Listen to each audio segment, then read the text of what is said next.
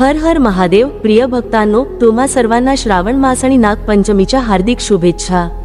भगवान शिव तुमच्या सर्व इच्छा पूर्ण करतील, म्हणून खऱ्या भक्तीने कमेंटमध्ये ओम नमः शिवाय नक्की लिहा. तर चला, आज तुम्हाला नागपंचमीची प्राचीन कथा सांगतो, म्हणूनच तुम्ही शेवटपर्यंत आमच्या सोबत राहा. तर मित्रांनो, एकदा महादेव आणि पार्वती कैलास पर्वतावर बसले होते. तेव्हा माता पार्वती भगवान शिवाला म्हणाली, हे जगाच्या स्वामी देवा, माझ्या प्रभू, आज नागपंचमीचा पवित्र दिवस आहे. कृपया मला सांगा, सापांना का पूजनीय मानले जाते? नागपंचमी कोणत्या कारणासाठी साजरी केली जाते? या दिवशी सापांना प्रसन्न करण्यासाठी मानवांनी कोणते उपाय करावेत? हे प्रभू, कृपया मला या सणाशी संबंधित एक प्राचीन कथा सांगा, जी माझे हृदय आनंदी करते. मग भगवान शिवाने पार्वतीला समजावून सांगितले, हे सुरेश्वरी, साप प्राचीन काळापासून अस्तित्वात आहेत. ते देवांचे वंशज आहेत आणि त्यांच्याकडे अद्वितीय शक्ती आहेत. तक्षक, कालियासारखे अनेक नागराज नागलोकात राहतात. सापांचे विष केवळ विनाशकारी शक्ती नाही, तर त्यांच्याकडे निर्मिती आणि विनाश दोन्हीची शक्ती आहे. ते त्यांच्या ऊर्जेने आणि ज्ञानाने जगाचे रक्षण करतात. आणि भगवान शिवजी पुढे म्हणाले, हे देवी, नागपंचमीचा सण सापांची पूजा करण्यासाठी आणि त्यांचे महत्त्व दाखवण्यासाठी साजरा केला जातो. या दिवशी महिला सापांना दूध पाजतात आणि त्यांची पूजा करतात, ज्यामुळे त्यांच्या कुटुंबाचे रक्षण होते आणि त्यांना आनंद आणि समृद्धी मिळते. हा सण मानवी जीवनात संतुलन आणि सुसंवाद राखण्याचे प्रतीक आहे. भगवान शिव म्हणतात, हे देवी, साप हे मानवांचे रक्षक आहेत. माझ्या आशीर्वादाने सर्व साप प्राचीन काळापासून मानवांच्या हितासाठी काम करत आहेत.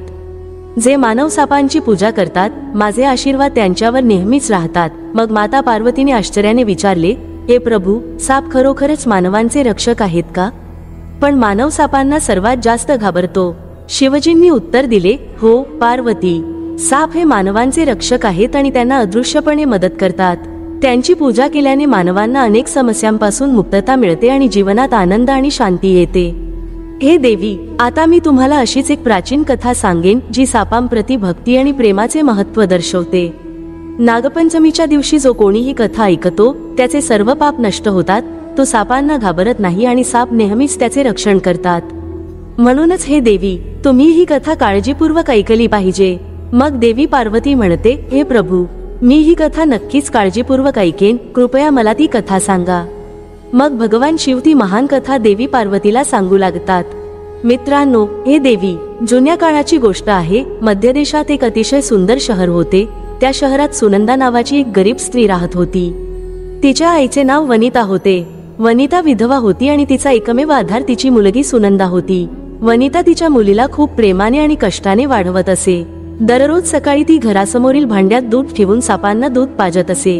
सापांबद्दलची तिची भक्ती इतकी होती की सापांचा राजाही त्या महिलेच्या भक्तीने खूप प्रसन्न झाला. मग एके दिवशी प्रसन्न होऊन त्या सापांनी त्या वनिताला म्हटले, ए आई, तू आम्हाला रोज दूध पाजतोस, आमची पूजा करतोस, म्हणूनच आम्ही सर्व तुझ्यावर प्रसन्न आहोत. तुझी जी काही इच्छा आणि आकांक्षा असेल ती आम्हाला माग, आम्ही ती नक्कीच पूर्ण करू. मग ती वनिता म्हणते, हे सापांच्या राजा, मला स्वतःची चिंता नाही, तर मला माझ्या मुलीची चिंता आहे. आणि ती पुढे म्हणाली, हे सापांच्या राजा, मी तुला एक विनंती करते.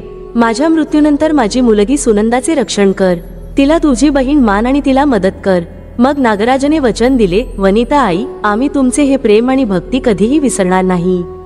तुमच्या मृत्यूनंतरही आम्ही तुमच्या मुलीचे रक्षण करू आणि तिला आमची बहीण मानू. मग काही काळानंतर वनिताची मुलगी सुनंदा हिचे लग्न एका प्रतिष्ठित आणि श्रीमंत कुटुंबात झाले, ज्यामुळे ती खूप आनंदी झाली. सुनंदाच्या लग्नानंतर काही काळानंतर वनिता मरण पावली आणि आता सुनंदा एकटी राहिली. ती तिच्या आईच्या आठवणींसह आपले जीवन जगू लागली. सुनंदा तिच्या सासरच्या 5 सुनेपैकी सर्वात लहान होती. मोठ्या सुनेचे नाव अदिती, मधल्या सुनेचे नाव विभा, तिसऱ्या सुनेचे नाव सुरभी आणि चौथ्या सुनेचे नाव विमला होते. आता हळूहळू वेळ असाच निघून गेला आणि मग काही दिवसांनी नागपंचमीचा सण येणार होता. 4ही मोठ्या सुना आपापल्या माहेरी जाण्याची तयारी करू लागल्या. त्यांनी आपापल्या घरून भेटवस्तू आणि मिठाई मागवल्या आणि आनंदाने जाण्याचा बेत आखला. पण सुनंदाला माहेरघर नव्हते, कारण सुनंदाच्या लग्नानंतर तिची एकमेव आधार असलेली तिची वृद्ध आई वारली होती. आता सुनंदा तिच्या खोलीत दुःखी मनाने बसली होती. तिला काय करावे आणि कोणाला भेटावे हे समजत नव्हते. तिचे मन तुटले होते आणि ती तिच्या नशिबाला शिव्या देत होती. जेव्हा 4 सुनेनी पाहिले की सुनंदाला घेऊन जाण्यासाठी कोणी येत नाही, तेव्हा मोठी सून आली आणि सुनंदाची थट्टा करत म्हणाली, आग छोटी सुनबाई, अरे सुनंदा, काय झाले? तुझ्या माहेरून कोणी येत नाहीये का?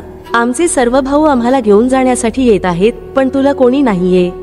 आता तू काय करणार? तुला इथे तुझ्या सासूच्या घरी बसून तुझ्या सासूच्या शिव्या ऐकाव्या लागतील आणि तुला घरातील सर्व कामेही करावी लागतील. आता असे मोठ्या सुनेचे शब्द ऐकून सुनंदाला खूप वाईट वाटले.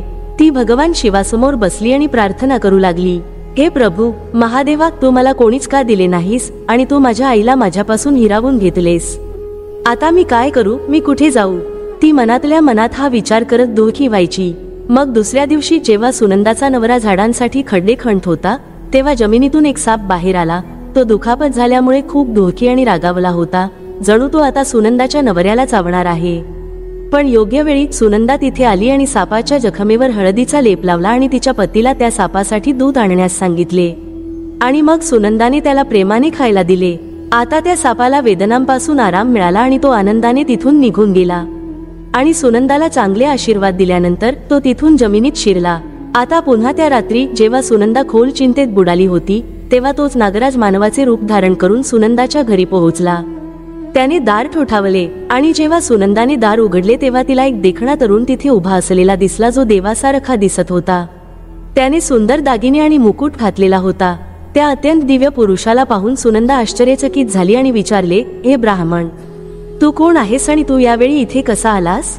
तेव्हा सर्पांचा राजा म्हणाला, हे बहिणी ताई, मी तुझा भाऊ आहे, म्हणूनच मी आज तुला घेऊन जायला आलो आहे. सुनंदा म्हणाली, हे देवा, तू देवासारखा दिसतोस, पण तू माझा भाऊ कसा असू शकतोस? मला कोणी नाही, मी माझ्या आईची एकुलती एक मुलगी आहे, मग तू माझा भाऊ कसा असू शकतोस? तेव्हा सर्पांचा राजा म्हणाला, हे बहिणी, मी खरे सांगतोय, मी तुझा भाऊ आहे. बालपणी तुझी आई आम्हाला दररोज सापांना दूध पाजायची आणि मग आम्ही तुझ्या आईला वचन दिले होते की तिच्या मृत्यूनंतर आम्ही तुला आमची बहीण मानू आणि तुझे रक्षण करू. तेव्हा सुनंदाने आश्चर्याने विचारले, तू खरे बोलत आहेस का? माझ्या आईने सापांना दूध पाजले का? मग नागराज हसत म्हणाला, हो बहिणी, म्हणूनच आम्ही तुला घेऊन जायला आलो आहोत. चला, आपण तुला नागलोकला घेऊन जाऊ. तिथे तुला खूप प्रेम आणि आदर मिळेल. मग नागराजाने सुनंदाला तिच्या शक्तीने तिच्या बालपणात पाहिलेल्या सर्व गोष्टींची आठवण करून दिली. मग सुनंदाला सर्व काही आठवले की तिची आई दररोज सापांना दूध पाजत असे. सुनंदा म्हणाली, अरे भाऊ, तू खरंच म्हणतोस, माझी आई तुम्हा सर्वांना खूप प्रेमाने दूध पाजत असे. तुम्ही खरोखर माझे भाऊ आहात का? नागराज म्हणाला, अरे बहिणी, आता अजिबात संकोच करू नकोस आणि आमच्यासोबत नागलोकला ये. मग सुनंदा सहमत झाली आणि ती नागराजसोबत नागलोकला निघून गेली. नागराज तिला त्याच्या नागलोकात घेऊन गेला आणि नागलोक मातेशी ओळख करून दिली. नागलोकने सुनंदाचे मोठ्या प्रेमाने स्वागत केले आणि तिला प्रेमळ राहण्याचे आश्वासन दिले. सुनंदा आता नागलोकमध्ये आनंदाने राहू लागली. ते नागलोक एक अद्भुत आणि जादुई ठिकाण होते. तिथले वारे थंड आणि सुगंधित होते. आजूबाजूला हिरवळ होती आणि वातावरण फुलांच्या सुगंधाने मंत्रमुग्ध करत होते. तिथल्या इमारती सोन्या चांदीच्या बनवलेल्या होत्या आणि रत्नांनी जडलेल्या होत्या. सर्व नाग प्रेम आणि सौहार्दाने नागलोकात राहत होते. तिथले नियम आणि शिस्त खूप कडक होती, पण सर्व नाग त्यांचे पालन करत होते. नागराजने सुनंदाला नागलोकातील विविध ठिकाणे दाखवली आणि तिला नियम समजावून सांगितले. नागलोक मातेला सुनंदाला एक सुंदर खोली दिली, ज्यामध्ये रत्नजडित बेड आणि सुंदर फर्निचर होते. सुनंदालाही लवकरच तिथल्या जीवनशैलीची सवय झाली. आता काही दिवसांनी नागलोक माता सुनंदाला म्हणाली, मुली, आमच्या नागलोक मुलांनाही तुझ्यासारखीच आपुलकीची गरज आहे. तू त्यांना दूध पाजू शकतेस का?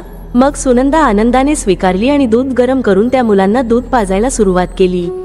पण चुकून तिने दूध खूप गरम केले आणि सर्व मुलांची तोंडे जळाली. त्या मुलांना खूप राग आला आणि ते ओरडू लागले.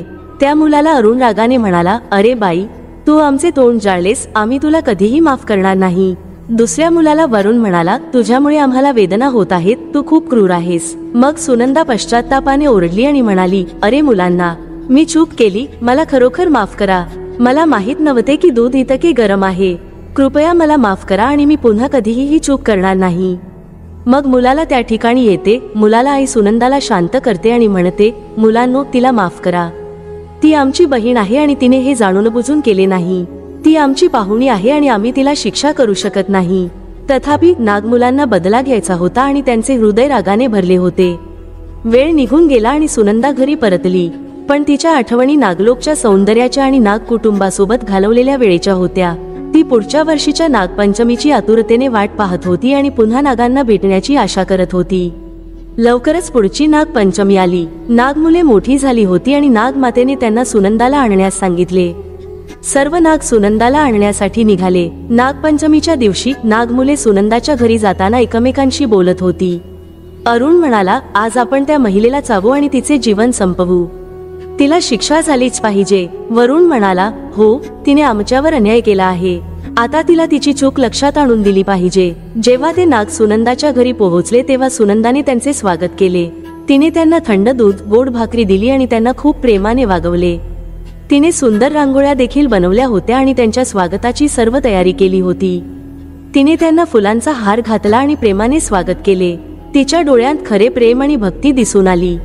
सुनंदाचे प्रेम पाहून नागमुले आनंदी झाली. त्यांना समजले की सुनंदाने चुकून त्यांना गरम दूध पाजले होते आणि तिचा कोणताही वाईट हेतू नव्हता.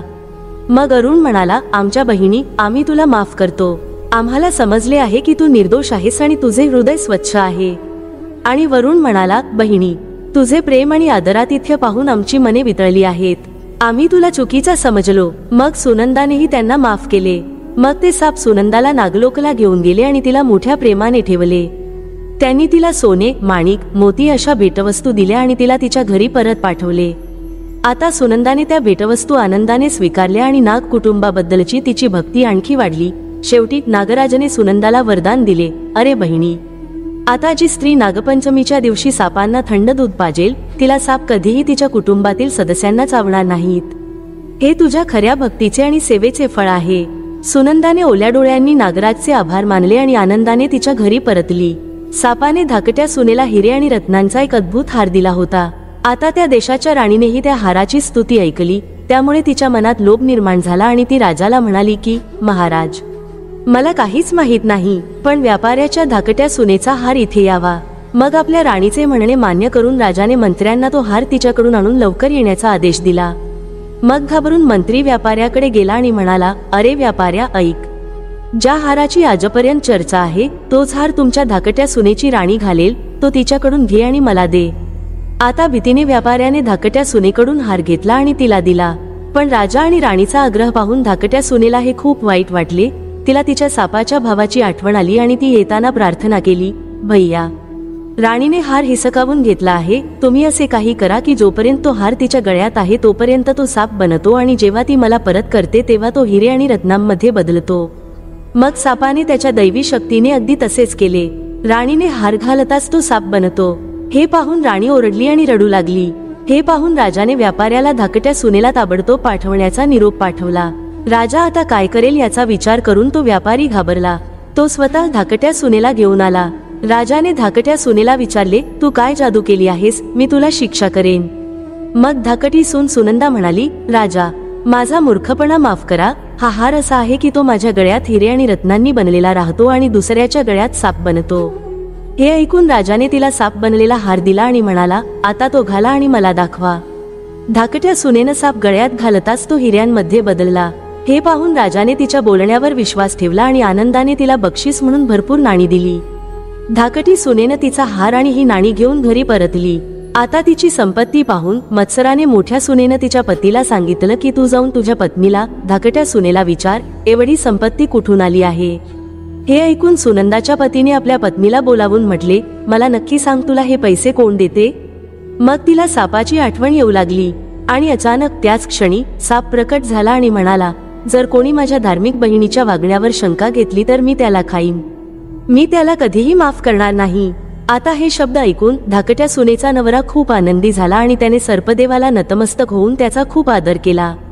तर मित्रांनो, त्या दिवसापासून नागपंचमीचा सण साजरा केला जातो आणि महिला सापाला आपला भाऊ मानून त्याची पूजा करतात. अशा प्रकारे सुनंदा सापांसोबत प्रेमळ जीवन जगत होती आणि दरवर्षी नागपंचमीचा सण मोठ्या थाटामाटात साजरा करत असे. ही कथा आपल्याला शिकवते की प्रेम, सेवा आणि खऱ्या भक्तीने सर्व समस्या सोडवता येतात आणि खऱ्या मनाने केलेले काम नेहमीच फलदायी असते. भगवान शिव म्हणतात, हे देवी, अशा प्रकारे सुनंदाने तिच्या खऱ्या भक्तीने सापांना प्रसन्न केले. त्या दिवसापासून नागपंचमीचा सण साजरा केला जातो. तर मित्रांनो, मला आशा आहे की तुम्हाला ही कहाणी आवडली असेल. व्हिडिओ लाईक करा आणि कमेंटमध्ये जय नाग देवता, हर हर महादेव लिहा. तसेच चॅनेल सबस्क्राईब करायला विसरू नका आणि बेल आयकॉनवर क्लिक करा आणि कुटुंबासह व्हिडिओ शेअर करायला विसरू नका. सर्वांचे आभार.